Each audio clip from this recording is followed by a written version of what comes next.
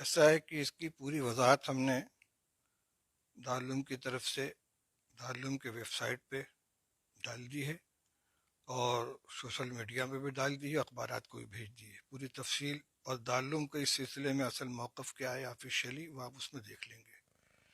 جو بیان وائرل ہو رہا ہے اس کی حقیقت یہ ہے کہ کل ضلع افسران نے پی ڈبلیو ڈی کے گیسٹ ہاؤس میں شہر کے ذمہ دار لوگوں کی ایک میٹنگ طلب کی تھی۔ دیوبند میں جو پروٹیسٹ چل رہا ہے عیدگاہ کے اوپر، اور اس کو سامنے رکھ کر، اور دیوبند کے عام امن و امان اور یہاں کے قانون ویوستھا کو سامنے رکھ کر مشورے ہو رہے تھے۔ وہ ایک نجی مجلس تھی، مشورے کی میٹنگ تھی، اس میں ہم نے کوئی بیان نہیں دیا ہے۔ جس طرح میٹنگ میں لوگوں نے اپنی رائے رکھی ہے، میں نے بھی ایک رائے رکھی ہے، اور یہ وہی رائے تھی جو ہاؤس کے اندر تمام لوگوں کی طرف سے آئی تھی۔ میں نے پروٹیسٹ بند کرنے کی نہ کوئی اپیل کی ہے اور نہ اس کی درخواست کی ہے، البتہ جو رائے تھی وہ میں نے سامنے رکھ دی۔ اب اس کو بیان بنا کر اور ویڈیو کی شکل میں لا کر وائرل کر دینا یہ غلط حرکت ہے۔ جن لوگوں نے بھی یہ کیا ہے اپنا مفاد حاصل کرنے کے لیے، انہوں نے صحیح نہیں کیا۔ دارالعلوم کا جو موقف ہے وہ ہماری وضاحت کے اندر آ گیا ہے۔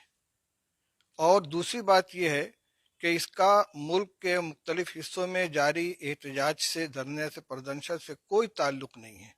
یہ صرف اور صرف دیوبند کے بارے میں مشورہ ہو رہا تھا، اور اس میں لوگوں نے اپنی رائے رکھی ہے، اور ہماری جو رائے ہے وہ آپ کو ہماری وضاحتی بیان کے اندر مل جائے گی۔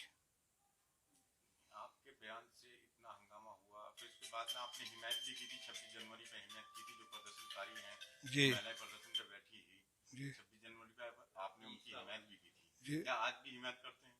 دیکھیے، ہم دارالعلوم دیوبند بحیثیت ادارہ اس سے الگ ہے، لیکن ہم جو حکومت کا رویہ ہے اور سی اے اور این آر سی کے سلسلے میں اب تک کی جو صورتحال ہے، ہم بھی اس سے مطمئن نہیں ہیں، اور پرامن طریقے پر جو لوگ اپنا آئینی حق استعمال کر رہے ہیں اس کے ساتھ ہیں، ہم اس کے خلاف نہیں ہیں۔